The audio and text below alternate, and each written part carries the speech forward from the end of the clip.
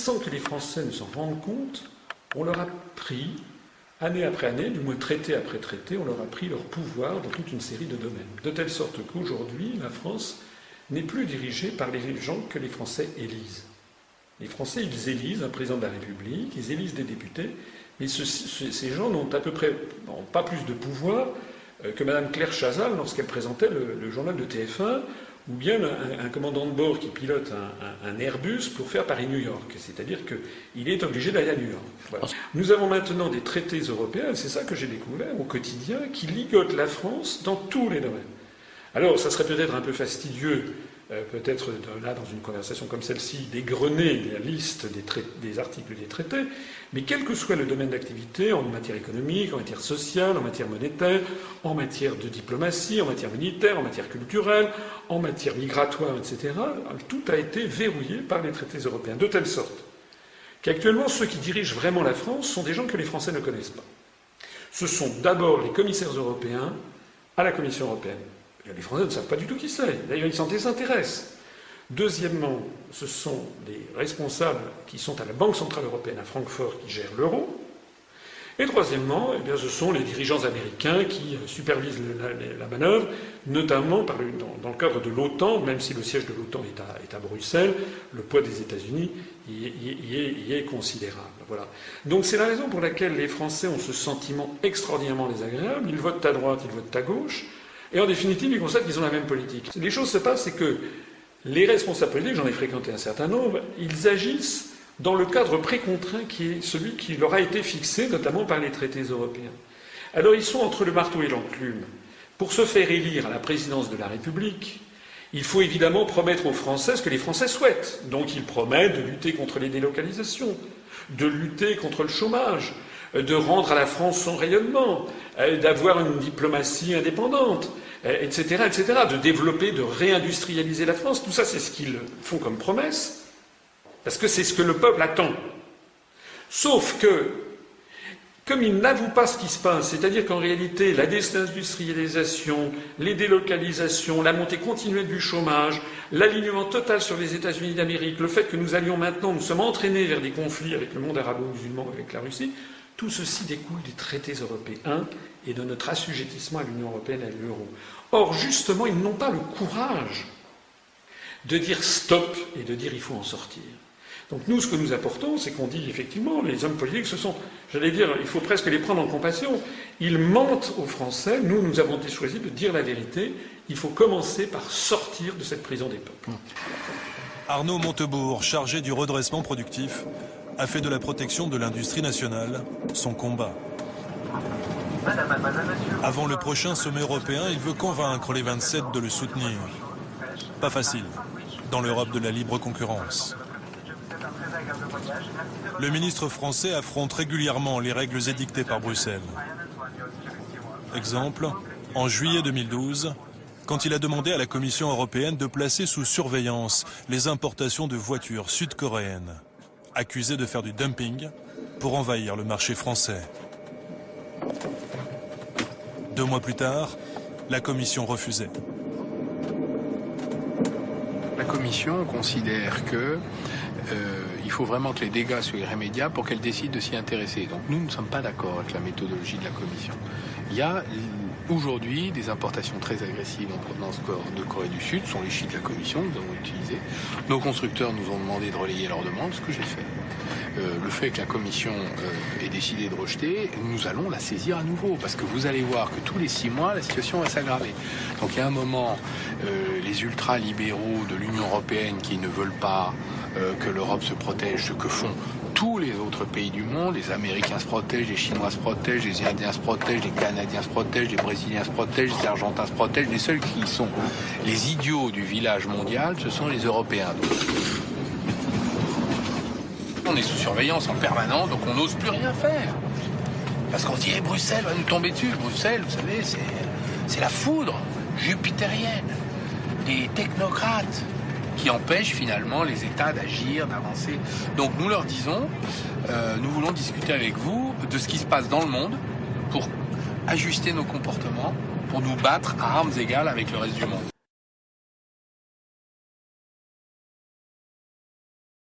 S'agissant des grandes questions économiques et monétaires, nous sommes encore plus sous le carcan des autres. Là, j'allais dire, j'enfonce des portes ouvertes. La plupart des gens maintenant ont commencé à comprendre comment ça se passe. Pour tenter de rendre viable l'euro, nous avons des injonctions, non seulement d'ailleurs venues de la Commission européenne, mais également de la Banque centrale européenne et aussi du Fonds monétaire international, dans le cadre de ce qu'ils appellent la Troïka, où on a renforcé encore les contraintes de coordination économique. Voilà. On a appris il y a là, le 26 septembre, M. Moscovici est arrivé comme un bambin à la Commission européenne. Il a été reçu par le commissaire européen, M. Olli Rehn. On doit envoyer notre copie budgétaire à Bruxelles. Oui, tout à fait. En fait, vous savez, il s'agit d'une nouvelle procédure de surveillance. Dans quelques jours, en effet, Paris va envoyer à Bruxelles sa copie budgétaire pour avis. Et ensuite, les experts européens vont examiner la trajectoire, les grands équilibres de ce budget. Est-ce que la réduction dite historique des dépenses est au rendez-vous?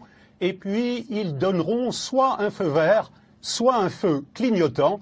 Alors bien sûr, Bruxelles ne peut pas déchirer notre copie, mais peut tout de même nous demander de la revoir. La France a présenté sa copie budgétaire pour essayer d'obtenir, et le journal Le Figaro a titré « La France obtient un bon point ». Enfin, c'est quand même dingue. Désormais, c'est un Gus, M. Olli Rehn, qui est finlandais de nationalité, qui a été formé dans le Minnesota à Saint-Paul, puis ensuite qui a été diplômé de l'université de Berkeley en Californie. Ce monsieur n'a été élu par absolument personne, ni en Finlande et a fortiori en France.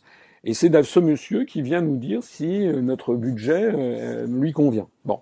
Alors, en vertu de ça, vous avez, c'est pas seulement la France, vous voyez bien ce qui se passe en Italie, en Grèce, en Espagne, au Portugal, les injonctions de tailler dans les dépenses sociales, de revenir sur les acquis sociaux, de brader les services publics, etc. Derrière ces vitres, 600 experts en économie venus de tout le continent travaillent sans relâche. Leur mission, surveiller les comptes publics des 27 pays d'Europe. Est-ce que vous êtes une espèce de gendarme des finances publiques au niveau européen ? C'est exactement le cas, effectivement. Comme je vous le disais, on vérifie, on s'attache à faire respecter le pacte de stabilité et de croissance. Et notre but ici, c'est de faire en sorte qu'il soit bien suivi par l'ensemble des États membres de l'Union européenne. Français, spécialiste des statistiques, Salvatore Serravalle travaillait auparavant au ministère des Finances à Paris. Détaché à Bruxelles, il obéit maintenant aux autorités européennes. Sa tâche, veiller à ce que les 27 États membres, dont la France, respectent la règle d'or. Le déficit public ne doit pas dépasser 3% du budget national.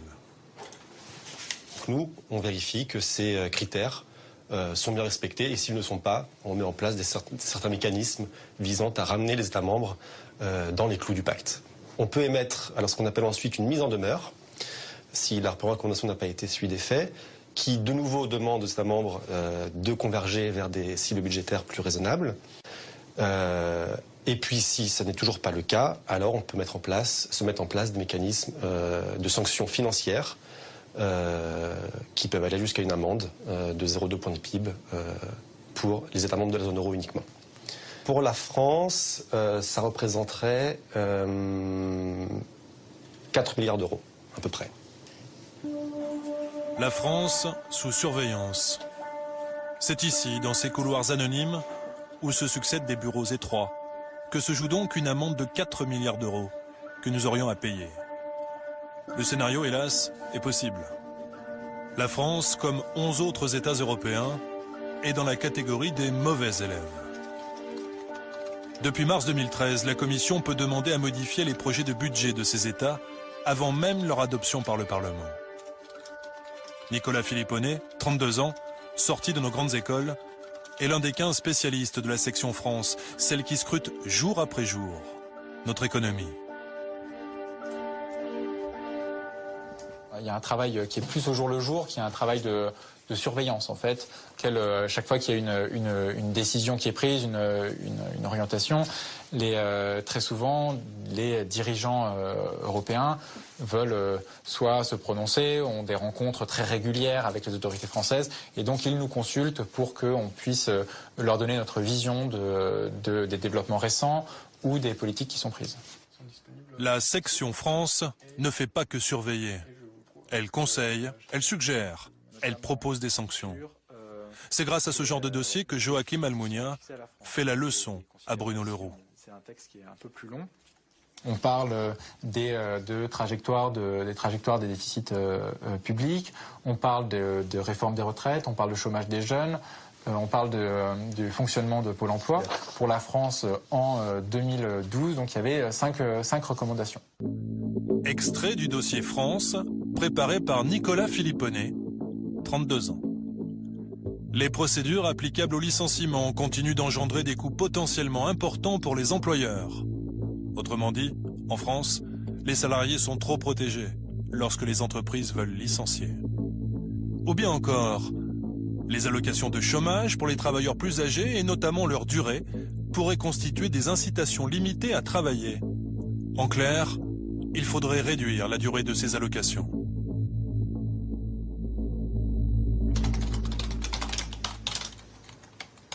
Ce qu'on peut espérer, c'est qu'effectivement, nos recommandations, le bilan approfondi qu'on a publié, ont contribué à la prise de conscience par les autorités françaises que de ce point de vue-là, il y avait un problème et qu'il fallait prendre des mesures.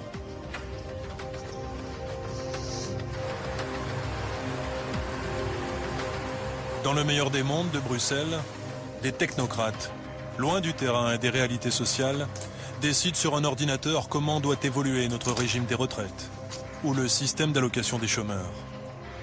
La matrice de notre politique n'est plus à l'Élysée ou à l'Assemblée nationale, mais ici, dans ces immeubles froids.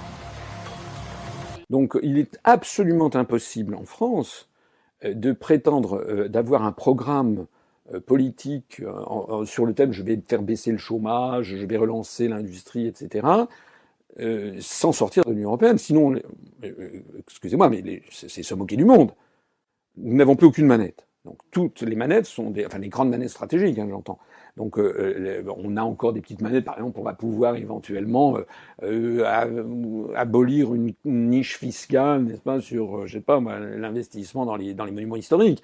Ça, mais ça, ce sont des choses, c'est des choses de second ordre, ce sont des choses petites. On va pouvoir modifier éventuellement le niveau du SMIC. Mais les grandes données stratégiques en matière économique, c'est-à-dire la fixation des taux d'intérêt, la politique de relance, la politique de dépenses publiques, la politique d'équilibre ou de déficit budgétaire, etc. Tout ceci est entièrement maintenant volé aux Français comme aux autres peuples et donné à une oligarchie qui est irresponsable politiquement. Dans sa croisade pour défendre le Made in France, le ministre va devoir affronter Karel de Gucht, le commissaire européen au commerce. La Commission européenne dispose d'une compétence exclusive en matière de commerce. Les décisions prises par Karel de Gucht ont des conséquences directes sur les entreprises françaises. Pour beaucoup, ce flamand est l'incarnation du mal libéral qui sévit à Bruxelles et détruit des emplois. Le Made in France, est-ce que ça a encore du sens aujourd'hui, le Made in France? Non, parce que un produit qui est exclusivement fait dans un pays, que ce soit la France ou n'importe quel autre pays, ça n'existe plus.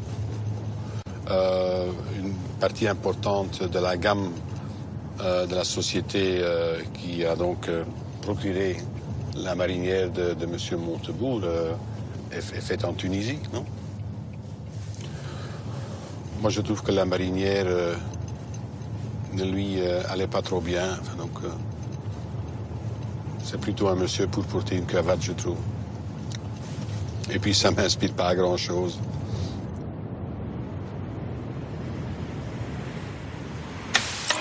Au chapitre économie, l'Europe protège-t-elle suffisamment justement son économie? Le débat est à nouveau lancé depuis la volonté de la Commission européenne de ne pas reconduire une taxe sur les briquets chinois. Pour le groupe français BIC, c'est à nouveau... Karel de Gucht vient par exemple de supprimer une mesure de protection, dite anti-dumping, dont bénéficiaient les briquets BIC, fabriqués en France.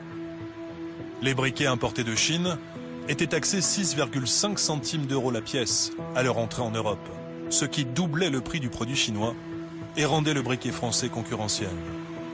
Cette protection, contraire aux principes libéraux du commissaire, vient donc de disparaître. Explication. C'est une mesure qui est en force depuis 20 ans. C'est une société qui est largement bénéficiaire. C'est une société qui n'a pas besoin de cette protection. On peut difficilement dire qu'on prend de telles mesures pour une période indéterminée. Et 20 ans, c'est quand même, avouez, c'est quand même très longtemps.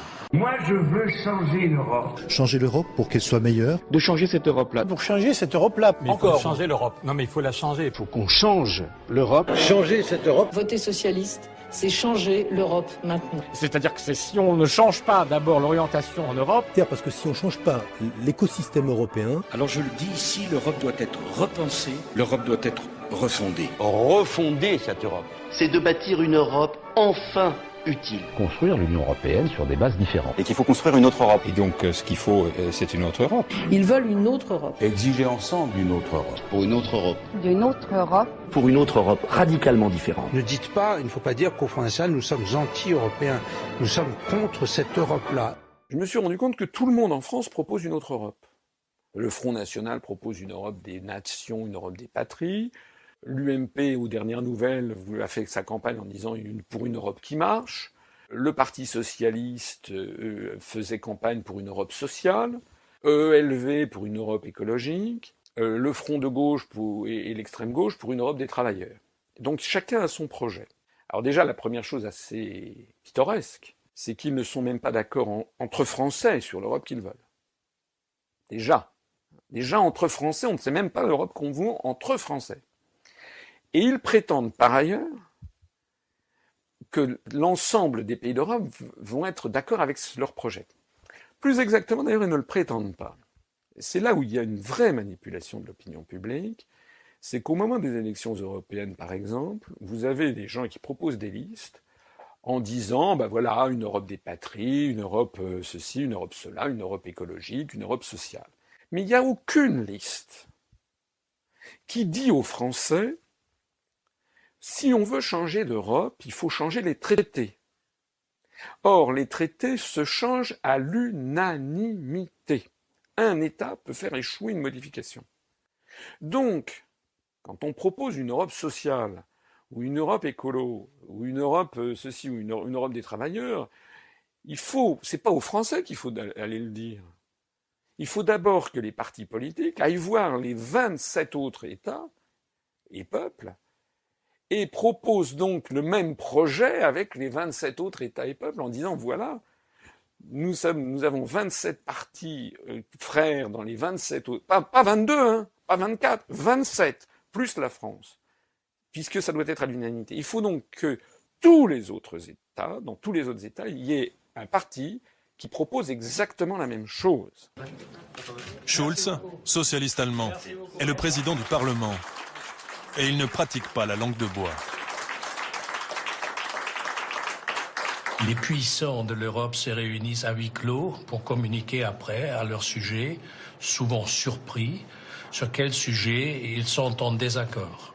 Si vous avez finalement un qui dit non, et il y a un spécialiste à l'autre côté de la Manche qui dit souvent non, toute chose bloque. Et pour pas rendre public, on n'a pas l'accord, on fait des formules, on a reporté, il faut réfléchir. On est séduit comme politicien ou politicienne souvent, si on n'a pas de résultat, de le camoufler, de le cacher derrière des formules qui sonnent belles, mais qui sont en vérité vides. Si on voit les conclusions, il y a souvent des conclusions un peu artificielles. Moi, j'ai besoin d'une monnaie européenne pour la raison suivante. Vous venez de dire vous-même, il faut en finir avec la mise en concurrence des travailleurs, la mise en concurrence déloyale. C'est bien ça que vous dites. Eh bien, c'est exactement la raison pour laquelle j'ai besoin d'une monnaie européenne. Pourquoi ? Parce que je veux un SMIC européen. Pour avoir une Europe version Mélenchon, c'est comme les bandits manchots. Vous savez, dans les casinos, quand vous avez le jackpot, vous tirez. Pour avoir le jackpot, il faut que vous ayez, mettons, je sais pas, je crois qu'il y a 4 fenêtres, ou 5 fenêtres. Il faut que vous ayez les 4 fenêtres ou les 5 fenêtres d'un coup qui tombent sur jackpot. Et là, vous savez que ça n'arrive presque jamais. Mais là, c'est pas 4 ou 5 fenêtres, là, c'est 28 fenêtres. Il faut que quand vous faites le bandit manchot, vous ayez les 28 fenêtres qui donnent Europe Mélenchon. Si la probabilité pour chaque truc qui tourne est de 15% d'arriver, ce qui est très très élevé, eh bien faites un calcul statistique, c'est ce que j'ai fait, j'ai présenté ça dans l'école, les étudiants de Polytechnique qui n'ont rien trouvé à redire, puisque le raisonnement mathématique est le bon, ça fait 0,15 à la puissance 28, ce qui fait 0,000000000 une probabilité tellement infinitésimale que la probabilité, qu'elle puisse arriver, c'est 1 seconde tous les 37 trillions d'années, tous les 37 milliards d'années. Autrement dit, jamais. Avant chacun de ces sommets européens, François Hollande retrouve à Bruxelles ses amis de la famille socialiste pour un déjeuner convivial. Les troupes sont maigres. Sur les 27 États membres, 8 seulement sont dirigés par des sociodémocrates. Mais François Hollande garde son humour. Ah, enfin une photo de famille. C'est la petite famille pour l'instant. Ça n'est pas. Les cousins ne sont pas venus encore. C'est une photo de famille. It's bigger now. Yeah.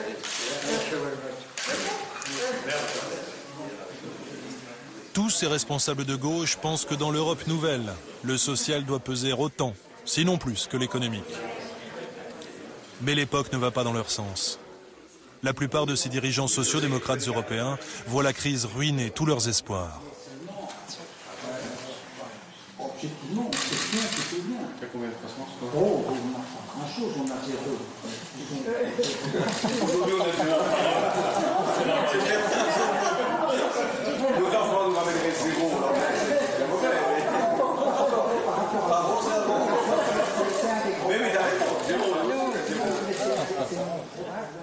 Alors on touche ici du doigt quelque chose qui est vraiment absolument décisif.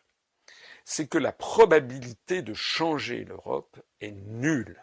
Et donc l'idée que l'on puisse changer d'Europe est une idée qui est a priori de bon sens, sympathique, mais quand vous regardez la réalité de la dynamique, quand vous comprenez que si l'Europe est comme elle est, c'est parce qu'elle est le fruit, la résultante de négociations terrifiantes où on a allé au clash 50 000 fois et donc ce sont des compromis sur lesquels plus personne ne veut revenir. Plus personne ne veut revenir. L'idée de faire par exemple une Europe qui protégerait les services publics à la française, il y a une majorité de Français qui sont d'accord, mais jamais vous n'aurez l'accord des Luxembourgeois, jamais vous n'aurez l'accord des Britanniques ou des Néerlandais, jamais, jamais. Donc ce qui est fait maintenant, vous ne pouvez plus revenir en arrière. Voilà, c'est la raison, et ce calcul statistique, je crois, est parlant. Effectivement, vous ne pouvez pas avoir d'autre Europe. Devant tout ce beau monde, la commissaire européenne va être très claire. Selon elle, si l'Europe veut exister et sortir de la crise, les nations doivent obéir à Bruxelles. Il faut lentement mais sûrement comprendre qu'il n'y a plus de politique intérieure nationale. Il n'y a plus que des politiques européennes qui sont partagées dans une souveraineté commune. Il n'y a plus de politique nationale, seulement des politiques européennes. Pour preuve, ce sont souvent les parlementaires français qui font le voyage à Bruxelles pour tenter d'infléchir les décisions des commissaires. Exemple avec Bruno Le Roux, patron des socialistes à l'Assemblée, et qui profite d'une réunion du think tank du Parti socialiste européen pour interpeller Joachim Almunia, le commissaire chargé de la concurrence. Nous ne sommes pas pour un repli sur l'Europe. Le député veut que l'État français puisse aider les entreprises en octroyant des aides publiques. Il nous semble nécessaire de réagir et de pouvoir provoquer un débat public sur ces règles commerciales et ces règles en matière de politique industrielle qui nous semblent être au cœur de l'action de l'Europe dans les prochaines années. Il y a une question de volontarisme politique dans la façon dont nous devons demain rééquilibrer nos échanges. C'est un élément qui nous semble important dans ce que nous appelons la réorientation de la politique commerciale commune et la constitution d'une politique industrielle européenne qui soit digne de ce nom. Mais on ne peut pas extrapoler les problèmes de chacun des pays à d'autres. C'est comme si moi, en étant espagnol, je dirais, bon, toute l'Europe a un problème avec le secteur immobilier. C'est pas vrai. Le problème immobilier, c'est l'espagnol. Le problème de la manque de compétitivité de certaines industries dans le marché extérieur, c'est un problème français. En particulier, pas seulement, mais en particulier français. Quand on compare la France avec, bien sûr, l'Allemagne, mais avec des pays comme l'Espagne, par exemple, qui a une industrie beaucoup plus faible, mais qui tient beaucoup mieux dans le marché extérieur. Et dont les exportations augmentent dans ces moments de difficulté. Pourquoi extrapoler les problèmes français à toute l'Europe si ce n'est pas le cas? Bruno Le Roux repart bredouille. Au cœur de l'Europe, la politique passe après l'économie. Les lois de Bruxelles sont implacables. Moi, je commence par dire la France est la deuxième puissance du continent économique et la première population dans 15 ans. On ne fait pas l'Europe sans nous. Nous n'avons pas à marcher le bonnet à la main chaque fois que Mme Merkel et les conservateurs allemands nous convoquent pour nous faire avaler leur politique qui correspond à leurs intérêts nationaux. Je dis donc clairement que si l'on n'entend pas ce que dit la voix de la France, nous disposons du moyen de passer outre. Ce que les Français ne savent pas, c'est qu'on n'a pas le droit de s'opposer à ces directives, puisque nous avons accepté un traité. Un traité, c'est pas un torchon. Un traité, c'est quelque chose de sérieux, c'est comme un contrat. Si d'aventure on refuse de mettre en œuvre les directives européennes et les clauses du contrat, il faut savoir qu'il y a un coup de bâton qui nous attend. Il nous est déjà arrivé. C'est que la Commission européenne, en vertu des traités européens, doit saisir la Cour de justice de l'Union européenne qui siège à Luxembourg pour violation des traités. Et à ce moment-là, la Cour de justice, ce sont des magistrats européens qui regardent les traités à la loupe, qui regardent les directives et qui demandent ensuite des comptes à la France, mais c'est vrai aussi au Luxembourg, à l'Italie, à la Grèce, à Chypre, à la Finlande, et qui leur disent, bon, est-ce que vous avez appliqué? Montrez-nous. Et si effectivement les juges constatent qu'on n'a pas fait ce qu'on devait faire, à ce moment-là, ils nous mettent des injonctions de faire, des obligations de faire, avec des astreintes financières. C'est arrivé sur l'affaire des OGM, par exemple. C'est-à-dire qu'il y avait la France avait l'obligation d'introduire les OGM venant de Bruxelles et elle ne le faisait pas. Parce que les députés ne voulaient pas voter à l'Assemblée. Vous voyez ? Donc on est resté dans cette situation. C'est votre exemple. C'est ce que M. Mélenchon appellerait désobéir aux directives. Mais qu'est-ce qui s'est passé ? Il s'est passé que là, au bout de plusieurs mois, la Commission européenne, finissant par avoir la moutarde du montant au nez, comme elle en a l'obligation par les traités, elle a saisi la Cour de justice de l'Union européenne, qui a examiné l'affaire, et la Cour de justice a condamné la France à introduire immédiatement les OGM en France, sauf, et si elle ne le faisait pas, il y avait une astreinte qui était de 163 000 € par jour de retard. Je ne sais pas si vous vous rendez compte, tous les jours, la France était taxée de 163 000 €. Alors, je vois d'ici des gens qui vont dire, et alors, et si on n'obéit pas à ça? Ah oui, on peut aussi ne pas obéir à ça. Mais si on n'obéit pas à ça, ça veut dire quoi? Ça veut dire qu'à ce moment-là, on viole les traités. Ça veut dire qu'on crée une situation de conflit général en Europe. Qu'est-ce qui va se passer à ce moment-là? Il se passera qu'on sera dans une situation de blocage et que l'on ne pourra pas changer les traités. Je rappelle que les traités sont des traités qui ne peuvent se changer qu'à l'unanimité.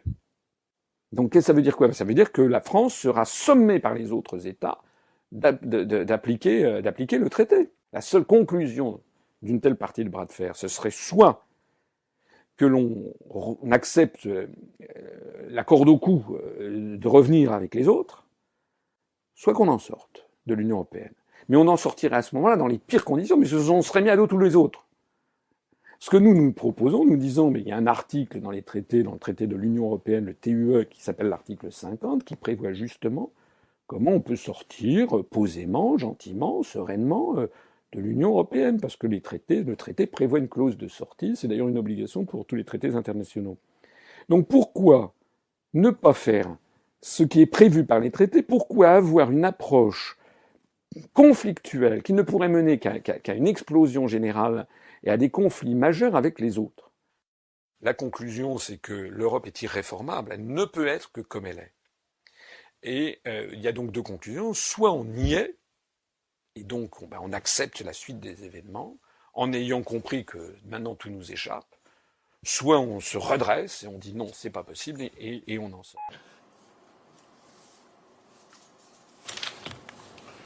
Le verdict du président du Parlement européen semble sans appel. Les conseils sont une chambre des secrets qui échappent au contrôle des citoyens. Un lieu de pouvoir opaque.